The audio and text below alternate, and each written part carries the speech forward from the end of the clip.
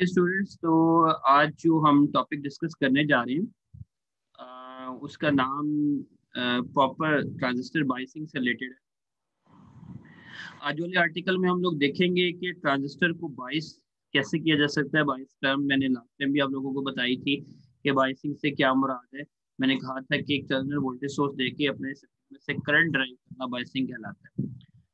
और नॉर्मली हमारे पास जो वोल्टेज सोर्स नजर आ रहा है थ्रू आउट द कोर्स हम लोग देख रहे हैं, डीसी वोल्टेज सोर्स हम देख रहे हैं। तो सबसे इम्पोर्टेंट चीज इस आर्टिकल को स्टार्ट करने से पहले आप लोगों के माइंड में ये होना चाहिए कि ट्रांजिस्टर जो वर्ड है ड्राइव किया गया है ट्रांसफर रेजिस्टेंस से। तो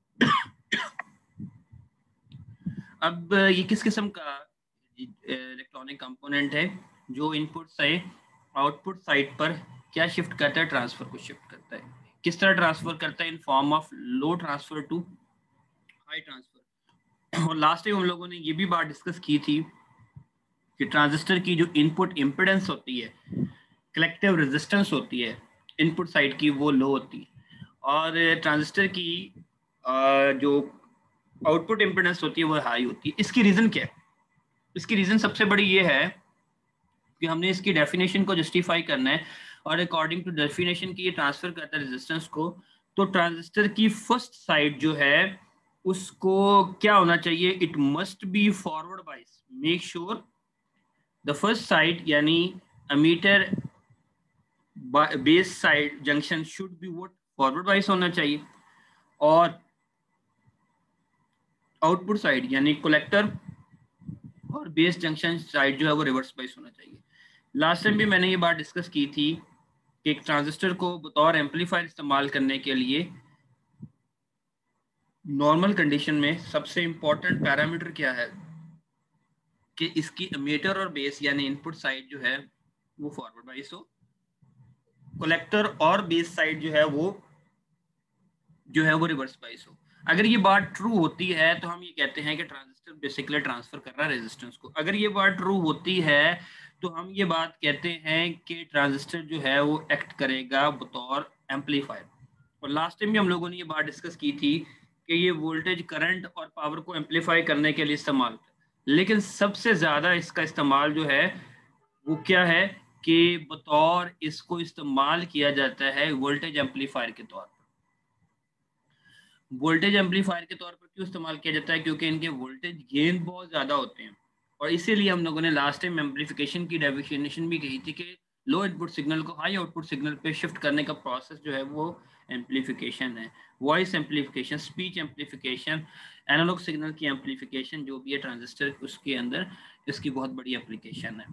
ठीक है, अब इंपॉर्टेंट बात है, जब भी आप डायग्राम देखेंगे तो आपको एमीटर और बेस जंक्शन साइड पर भी वोल्टेज नजर आएगी और कलेक्टर और बेस साइड यानी आउटपुट साइड पर भी वोल्टेज नजर आएगी। अब जब हम बात करते हैं अमीटर साइड की बात करेंगे, अमीटर साइड की बात करेंगे तो अमीटर साइड की जो वोल्टेज है उसको लिखा जाता है VEE से। ठीक है, रिप्रेजेंट किया जाता है। अब बेस कहाँ गया? माइंड में आता है। मोर नॉर्मली देखा गया है कि बेस कॉमन होता है, ग्राउंडेड होता है। ये टर्म बहुत इंपॉर्टेंट है, आज वाले लेक्चर में इस्तेमाल होगी कि कॉमन ग्राउंडेड से क्या मुराद है। देखिए, 3 टर्मिनल थे, बेस, एमीटर, कलेक्टर, और इन्हीं तीनों की बेस पे हम आगे आने वाले लेक्चर में कॉन्फ़िगरेशन को भी डिस्कस करेंगे, common ammeter, common collector and common base. और ये बात इंपॉर्टेंट याद रखनी है कि एमीटर बेस सप्लाई वोल्टेज को हम रिप्रेजेंट करते हैं ट्रांजिस्टर के लिए VEE से। बेस कहाँ गया? बेस कॉमन होगा। जब कॉमन होगा, ग्राउंडेड होगा तो उसका इफेक्ट ही खत्म हो जाता है। जो टर्मिनल भी इनपुट और आउटपुट साइड पे शेड होगा that will be called common और वो ग्राउंडेड होगा। और जब हम बात करेंगे आउटपुट साइड की तो आउटपुट साइड की जो वोल्टेज होगी उसे हम लेबल करते हैं VCC से, that is collector base supply voltage. अब बाइसिंग पे जाने से पहले हम फर्स्ट ऑफ ऑल इसके डायग्राम पे जाते हैं, फिर हम देखते हैं कि इसको बाइस कैसे किया जाता है। इससे पहले कि मैं इसकी बाइसिंग स्टार्ट करूं, आपको पता होना चाहिए कि फॉरवर्ड बाइसिंग से क्या मुराद है। हमने लास्ट टाइम भी डिस्कस किया था कि अगर बैटरी का पॉजिटिव टर्मिनल एनोड के साथ लगे और नेगेटिव टर्मिनल कैथोड के साथ लगे तो ये फॉरवर्ड बाइसिंग है। और अगर हम इसका रिवर्स बात करें तो वो आपके जो है रिवर्स बाइसिंग में आती है। तो फर्स्ट ऑफ ऑल हम इसके डायग्राम के ऊपर जाते हैं। लेट्स सी, अगर आप फिगर नंबर 28-4 को देखें तो आप क्लियरली ये देख सकते हैं कि हमारे पास जो है अमीटर और बेस जो है ये फॉरवर्ड बाइस है। अब मैं इसको एक्सप्लेन करता हूँ कि ये फॉरवर्ड बाइस कैसे है। अक्सर बच्चे इस चीज को कंफ्यूज करते हैं और कि ये सर फॉरवर्ड बाइस कैसे है, मैं इसको एक्सप्लेन करता हूँ। अब पहले फर्स्ट ऑफ ऑल बाइसिंग में जाने से पहले आपको पता होना चाहिए कि ट्रांजिस्टर की कौन सी टाइप आप डिस्कस कर रहे हैं। अगर आप देखें ये एन ट्रांजिस्टर है, और मैंने लास्ट लेक्चर में भी बताया था कि मेजॉरिटी न्यूमेरिकल एनालिसिस में या फिर आपके पास जो है थ्योरेटिकल या रियल लाइफ में भी आपको एनपीएन नजर आता है। तो अब ये आपके पास क्या है, एन, ठीक है, that is N type semiconductor material, P type semiconductor material and N type again semiconductor material. अब एनपीएन ट्रांजिस्टर में एन अमीटर है, that is negative, base positive है। तो फर्स्ट साइड को हमने क्या करना है, फॉरवर्ड बाइस करना है। कैसे होगा, जब नेगेटिव के साथ नेगेटिव कनेक्ट हुआ, पॉजिटिव के साथ आप देख सकते हैं पॉजिटिव कनेक्ट हुआ, तो ये साइड क्या होगी, ये फॉरवर्ड बाइस होगी। अब coming to this second side पर हम आते हैं। सेकंड साइड में देखिएगा, और एक इंपॉर्टेंट मैं बात एक्सप्लेन करूंगा जो बच्चों को कंफ्यूज करती है। मोस्ट ऑफ लोगों को ये कंसेप्ट क्लियर नहीं होता। जो बैटरी का पहला टर्मिनल है वो डिटरमिन करता है नॉर्मली कि आया आप फॉरवर्ड बाइसिंग में है या रिवर्स बाइसिंग में। मेक श्योर बच्चे क्वेश्चन करते हैं, अक्सर बच्चों को ये समझ नहीं आती। मैं वंस अगेन बता रहा हूँ कि बैटरी का पहला टर्मिनल जो है वो इस बात को डिटरमिन करता होता है कि आदर आपका ट्रांजिस्टर या डायोड फॉरवर्ड बाइस है या रिवर्स बाइस। सेकंड नहीं होता, हम डिपेंडेंट होते हैं फर्स्ट इलेक्ट्रोड पर, टर्मिनल पर, लेड पर, कॉन्टेक्ट के ऊपर। नाउ अब अगर हम बात करते हैं कलेक्टर और बेस रीजन की, that is the output region, ये आउटपुट रीजन है। और यहां पर देखें, क्योंकि एनपीएन ट्रांजिस्टर है और एनपीएन ट्रांजिस्टर के अंदर एनपीएन ट्रांजिस्टर के अंदर एन जो है एन टाइप सेमीकंडक्टर मटेरियल है, कैथोड है, कैथोड कनेक्टेड है पॉजिटिव टर्मिनल के साथ, so making this region reverse बाइस।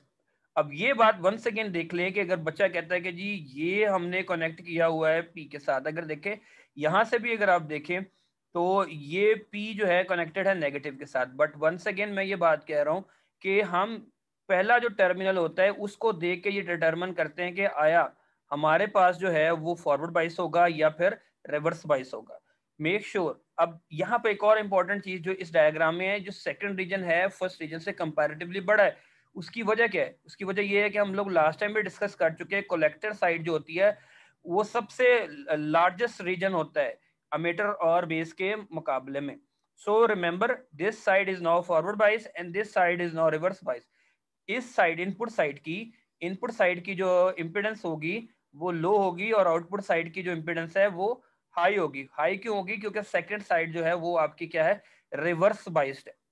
ठीक होगी बात। अब अगली चीज जो इंपॉर्टेंट इस बात में, अगर आपको कहा जाए कि आपने पीएनपी ट्रांजिस्टर के लिए बाइसिंग करनी है तो वंस अगेन वैसा ही आपने ख्याल रखना है कि फर्स्ट साइड को फॉरवर्ड रखना है, सेकंड को आपने रिवर्स रखना है। और फॉरवर्ड और रिवर्स होने का आंसर बैटरी के फर्स्ट इलेक्ट्रोड के ऊपर है, सेकंड के ऊपर नहीं। वंस अगेन मेक श्योर कि फर्स्ट इलेक्ट्रोड के ऊपर। हम पहले ही इलेक्ट्रोड को देख के देखते होते हैं कि बैटरी के टर्मिनल पॉजिटिव या नेगेटिव है, उसी लिहाज से हमें पता लगता है कि वोल्टेज सोर्स पॉजिटिव है या नेगेटिव। अब मैंने अभी कुछ देर पहले आपको ये बात भी एक्सप्लेन की कि वी डबल ई से क्या मुराद है, और एक्चुअली ये वोल्टेज होती है बेस टू अमीटर।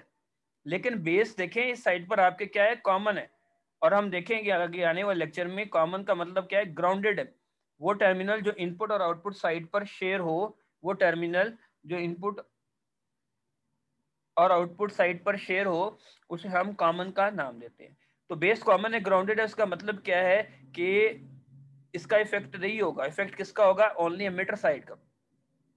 अब वी डबल सी से मैंने क्या बताया था, ये आपकी कलेक्टर टू बेस वोल्टेज है वी डबल सी। चूंकि बेस हमारा कॉमन है इसलिए हम लोगों ने वी सी बी नहीं लिखा या यहाँ पर वी ई बी नहीं लिखा, क्योंकि वी बी जो है वो कॉमन होने से, ग्राउंड होने से वो जीरो हो जाता है। सो आई होप ये कंस्ट्रक्शन के लिहाज से आपको समझ आ गई होगी। अब हम जरा देखते हैं कि करंट का क्या रोल होगा, कि करंट की डायरेक्शन क्या होगी। ऑब्वियसली फर्स्ट साइड ने सेकंड साइड को कंट्रोल करना है, क्योंकि फर्स्ट साइड फॉरवर्ड बाइस है और सेकंड साइड जो है हमारी रिवर्स बाइस है, इसीलिए हम इसको बोलते हैं करंट कंट्रोलिंग डिवाइसेस है, कि हम इनपुट साइड से अपने आउटपुट करंट को कंट्रोल कर सकते हैं। ठीक होगी बात। अब होगा क्या, ये नेगेटिव एंड इन इलेक्ट्रॉन को रिपेल करेगा, ठीक है, और इलेक्ट्रॉन रिपेल होके इस साइड पर आते जाएंगे। यहां पर जो इलेक्ट्रॉन्स हैं उन इलेक्ट्रॉन्स को उन इलेक्ट्रॉन्स को ये पॉजिटिव इलेक्ट्रोड अट्रैक्ट करेगा, क्योंकि हम जानते हैं कि ऑपोजिट चार्जेस एक दूसरे को क्या करते होते हैं, अट्रैक्ट करते होते हैं, फोर्सेस ऑफ अट्रैक्शन होती है। सेम चार्जेस एक दूसरे को रिपेल करते हैं। तो यहां से नेगेटिव चार्ज इस साइड पर मेजॉरिटी चार्ज कैरियर इलेक्ट्रॉन्स को रिपेल करेगा, और जितना ये वोल्टेज सोर्स ज्यादा होगा उतनी रिपल्सिव फोर्स ज्यादा होगी, उतने इलेक्ट्रॉन आपके इस साइड से इसमें जाते जाएंगे। और इंपॉर्टेंट बात, अगर 100 में इलेक्ट्रॉन्स की बात करता हूं मीटर में, तो 95 इलेक्ट्रॉन जो है वो कलेक्टर में चले जाते हैं, 5% या 4% नॉर्मली बेस रीजन में आ जाते हैं, और इसी वजह से जो बेस का करंट होता है वो बहुत माइनर होता है, रिकॉम्बिनेशन करंट आईबी का नाम भी दिया जाता है इसको, माइक्रो एम्पेयर में होता है। जबकि अमीटर और कलेक्टर का करंट नॉर्मली ट्रांजिस्टर का मिली एम्पेयर के अंदर होता है, मिली एम्प के अंदर होता है।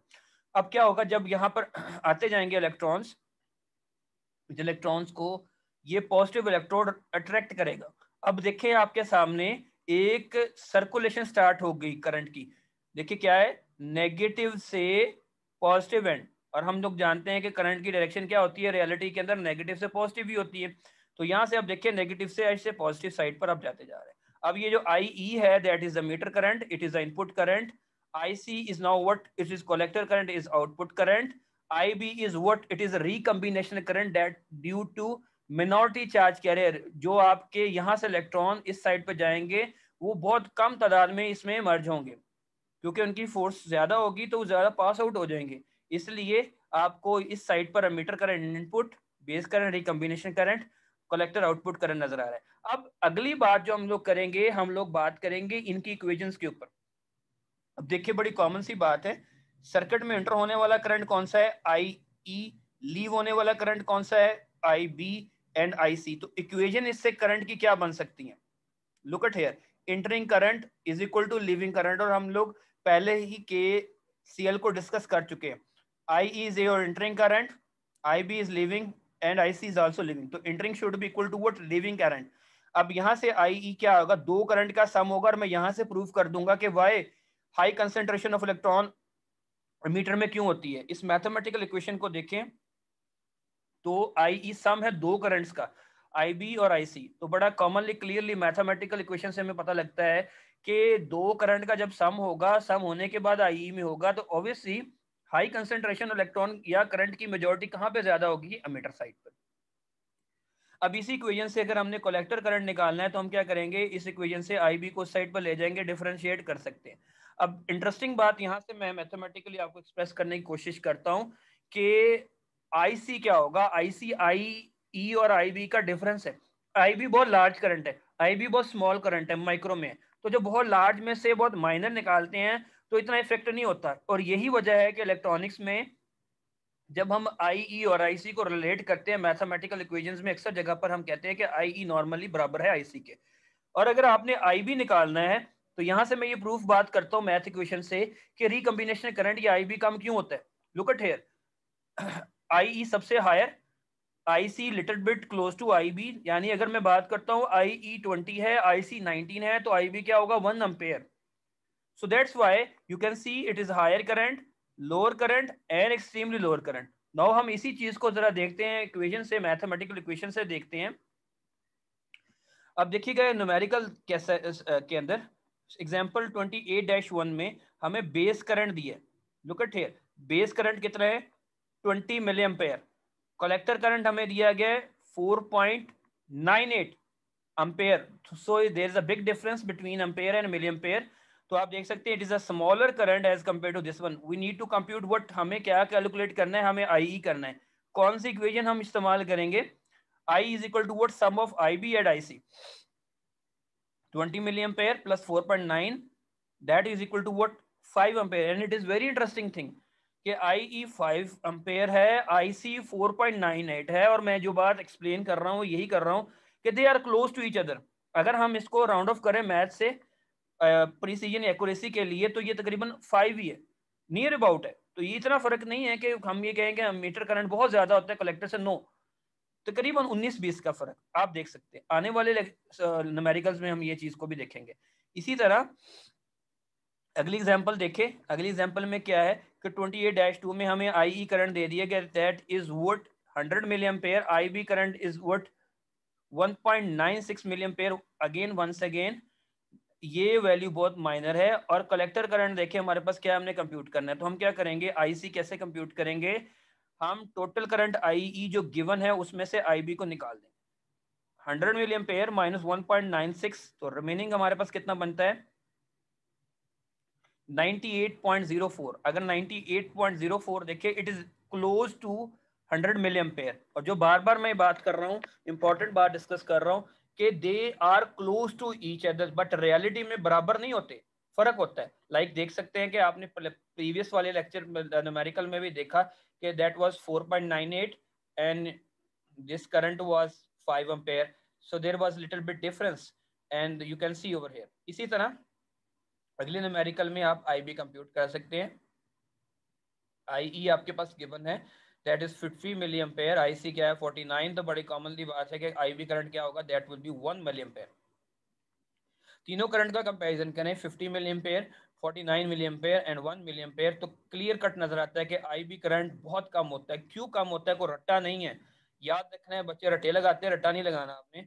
आपने याद रखना है आई बी करंट जो होता है इसे रिकॉम्बिनेशन करंट कहा जाता है। ये उन सिर्फ अ फ्यू कैरियर की वजह से होता है जो आपके एमीटर साइड से पास होते हुए कलेक्टर साइड में जाते हैं। राउंड अबाउट मैंने कहा कि जैसे 100 में से ओनली 5 इलेक्ट्रॉन आपके इलेक्ट्रॉन होल्स में मर्ज हो जाए, और इलेक्ट्रॉन और होल मर्जिंग की वजह से जो करंट होता है उसे हम रिकॉम्बिनेशन करंट का नाम देते हैं। और ये बहुत कम कैरियर की वजह से होता है, इसलिए इनका करंट बहुत कम होता है। ठीक है, नेक्स्ट अब हम लोग बात करेंगे गेन की बात करें। That is more important thing कि हम ट्रांजिस्टर के गेन्स को कैसे कंप्यूट किया जाता है, अल्फा डीसी क्या होता है, बीटा डीसी क्या होता है, अल्फा डीसी को कैसे कंप्यूट करते हैं, बीटा डीसी को कैसे कंप्यूट करते हैं, इन दोनों का रिलेशनशिप। फर्स्ट थिंग आपको ये पता होना चाहिए यार गेन क्या होता है।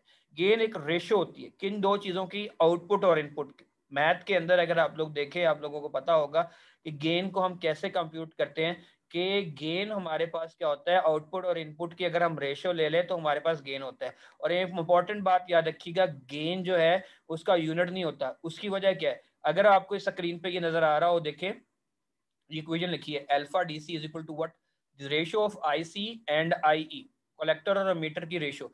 अब ऊपर भी एम्पेयर करंट है, अब यूनिट एम्पेयर है, नीचे भी एम्पेयर है, तो एम्पेयर एम्पेयर से कैंसिल हो जाता है। हमेशा दो सेम क्वांटिटीज की जब हम गेन लगाते हैं उनका यूनिट नहीं होता, that must be unit less.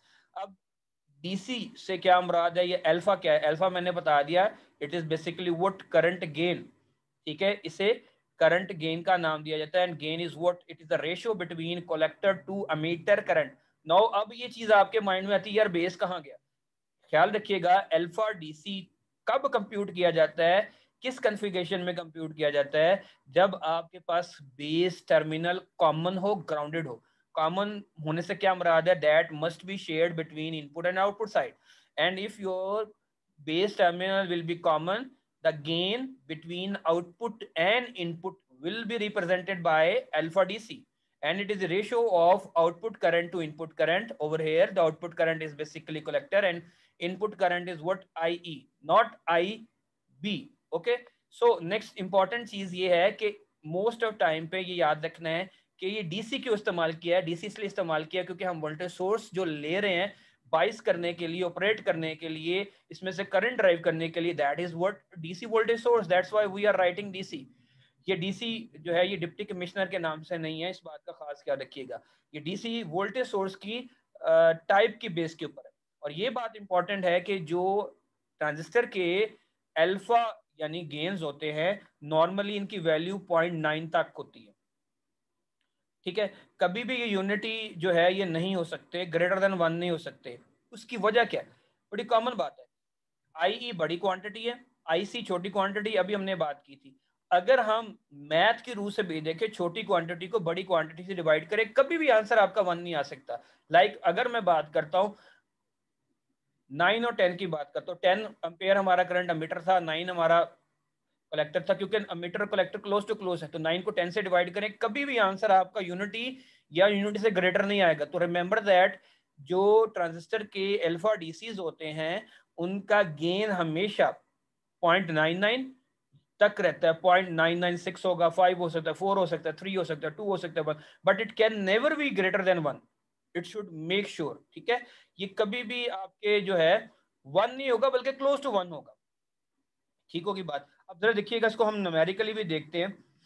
अब देखिए एक ट्रांजिस्टर है, उसमें अमीटर करंट क्या दिया हुआ है 15 मिली एम्पेयर, बेस करंट हमारे पास क्या है 60 micro ampere. Remember that micro micro means 10⁻⁻⁶। You need to do what, calculate आपने क्या करना है अल्फा डीसी। अब इंपॉर्टेंट चीज क्या है, इसमें हमारे पास तो आई है ही नहीं, पहले हमने आई है, आईसी है ही नहीं, आईसी कंप्यूट करेंगे किस इक्वेशन से, जो हमारे पास प्रीवियसली थी, IC is equal to what, I E minus I B. I E 15 milli ampere, IC क्या है हमारे पास 60 माइक्रो एम्पेयर, तो हमारे पास आईसी की वैल्यू क्या आ जाएगी 14.94 मिली एम्पेयर। अब हमारे पास आईसी भी आ गया और हमारे पास आई ई भी आ गया। अब हम अल्फा कैसे कंप्यूट करेंगे, यू कैन सी अल्फा क्या है, कलेक्टर करंट और अमीटर करंट की रेशियो है। By dividing both these values, आप देखें आपके पास आंसर क्या है 0.996। अभी हम लोगों ने ये बात की थी, कभी भी अल्फा डीसी जो है ग्रेटर देन 1 नहीं हो सकता, यूनिटी को भी नहीं अप्रोच करेगा, हमेशा ये 1 लेस देन यूनिटी होगा। रिमेंबर दैट, ठीक है। नेक्स्ट चीज, अब हम बात करेंगे बीटा डीसी की, ठीक है। अब बीटा डीसी कैसे कंप्यूट हो सकता है, वंस अगेन बीटा क्या है, अल्फा जैसे गेन था, बीटा भी आपके पास गेन है, तो बीटा डीसी कैसे कंप्यूट होगा, मैं फर्स्ट ऑफ ऑल एक्सप्रेशन के ऊपर जाता हूं। देखिएगा, अगर आपका अमीटर साइड कॉमन हो, ग्राउंडेड हो, तीनों टर्मिनल में, if your ammeter side is common and grounded, the ratio between output current to input current will be labeled as beta DC. हम इसको बीटा डीसी के साथ हम रिप्रेजेंट करेंगे, ठीक है। अब यहां से मैं इंपॉर्टेंट बात डिराइव करूंगा कि बीटा डीसी हायर होते हैं, नॉर्मली हंड्रेड में होते हैं, 100, 200, 300, 400। क्यों हायर होते हैं, you can C over here, हमें पता है कि आईसी करंट जो है वो बड़ा है, आईबी करंट क्या है छोटा है, तो जब बड़े को छोटे से डिवाइड करें, आप मैथ्स के हिसाब से आप लोग जानते हैं कि हमेशा अमाउंट हमारे पास बढ़ी आती है। तो लेट्स सी इसको न्यूमेरिकली भी डिस्कस करते हैं, कि देखते हैं कि क्या ये बात वाकई ट्रू है जो हम थ्योरेटिकली डिस्कस कर रहे हैं। ओके, लुक एट हियर, जो हमारे पास एग्जांपल है सॉरी, ओके, सो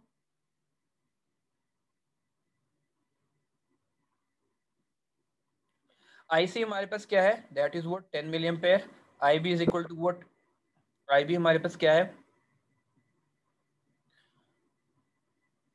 50 माइक्रो एम्पेयर। हमने बीटा डीसी कंप्यूट करना है, बड़ी कॉमनली बात है, इसमें आई गिवन ही नहीं है, आईबी दे दिया, आईसी दे दिया, और हमने कंप्यूट करना है बीटा डीसी।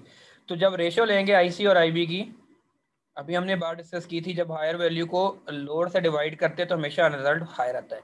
तो याद रखिए ये बात ही हम ये भी डिस्कस की थी कि बीटा डीसी कंपैरेटिवली हंड्रेड्स में होते हैं, it can be 100, it can be 200, it can be 196, depending upon the values of the numerical.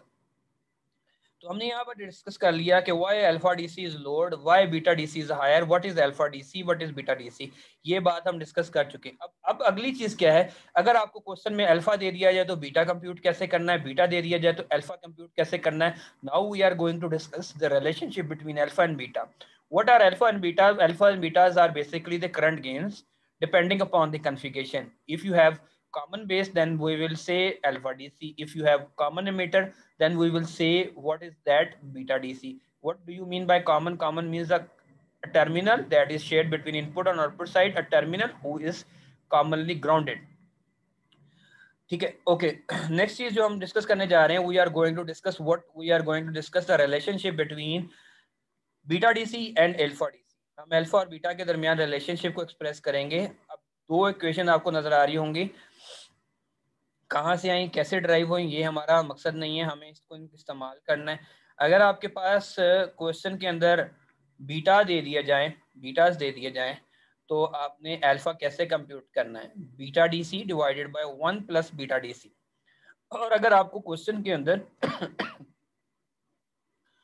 अगर आपको क्वेश्चन के अंदर अल्फा दे दिया जाए और आप बीटा आपने कंप्यूट करना है तो उसका क्या फार्मूला होगा, you need to alpha D C divided by 1 minus alpha D C. अब थोड़ा सा आप ये बात कह सकते हैं कि अल्फा डी सी में हमने डिनोमिनेटर में प्लस क्यों किया, वंस अगेन याद रखने के लिए देखिए कि अल्फा डी सी क्या होता है, नॉर्मली छोटे होते हैं, और जब 1 में बीटा डी सी ऐड होगा, बीटा को बीटा से डिवाइड करेंगे तो बड़ी कॉमनली बात है मैथमेटिकल रूल के हिसाब से नीचे वैल्यू बड़ी आएगी और ऊपर वैल्यू छोटी आएगी, तो रिजल्ट क्या होगा, छोटा होगा। और हम लोग जानते हैं अल्फा डी सी नॉर्मली 0.996 तक लेस देन 1 होते हैं, इसलिए प्लस। सेकंड चीज, बीटा डी सी को हमने कैसे कंप्यूट किया, alpha D C divided by 1 minus alpha D C. अब ये क्यों किया हमने, माइनस क्यों किया, अब ये ऊपर छोटी क्वांटिटी है, 1 में से और छोटी को निकालेंगे तो और वैल्यू छोटी होगी, तो होगा क्या कि जब हम छोटी क्वांटिटी को बड़ी क्वांटिटी को फिर छोटी से डिवाइड करेंगे तो हमारे पास बीटा डी सी कंपैरेटिवली क्या आएगा, लार्जर आएगा। तो this is the reason why हम प्लस कर रहे हैं डिनोमिनेटर में, वाई हम नेगेटिव कर रहे हैं डिनोमिनेटर में। ठीक है, लेट्स सी, हम एक दो न्यूमेरिकल देखते हैं फिर इसके बाद इस चीज को देखते हैं। अब एक ट्रांजिस्टर है, एग्जाम्पल 28-7 के अंदर बीटा हमारे पास क्या दिया है 100, कैलकुलेट हमने क्या करना है, अल्फा डी सी करना है, यानी आपको बीटा दिया है अल्फा कंप्यूट करना है, तो फार्मूला आपको पता है alpha is equal to what, beta D C divided by 1 plus beta D C. तो आप देखिए अल्फा आपके पास क्या है 0.99, वंस अगेन ये 1 से ग्रेटर नहीं है। And similarly we have another example जिसमें हम लोगों ने अल्फा गिवन है, बीटा डी सी को कंप्यूट करना है, and you can see from here कि जब हमने वैल्यू पुट की 0.995 और उसको डिवाइड किया तो हमारे पास जो करंट का जो I value I that is what 199। तो यहाँ से फिर हमने देखा कि beta D C normally higher है, हंड्रेड्स में, अल्फा डी सी जो है वो लोड है नॉर्मली लेस देन यूनिटी होते हैं। सो ये हमारे पास एक छोटा सा लेक्चर था, और आप लोगों ने क्या करना है कि ये जो क्वेश्चन दिए हैं इनके आंसर्स को फाइंड आउट करना है अपनी एक्सरसाइज के लिए, अपनी क्या लेके प्रैक्टिस के लिए। आई होप ये आप लोगों के लिए इजी होगा, और इसके बाद इंशाल्लाह हम आने वाले लेक्चर्स में इनकी ऑपरेटिंग मोड्स को डिस्कस करेंगे, बाइसिंग कंडीशंस को डिस्कस करेंगे।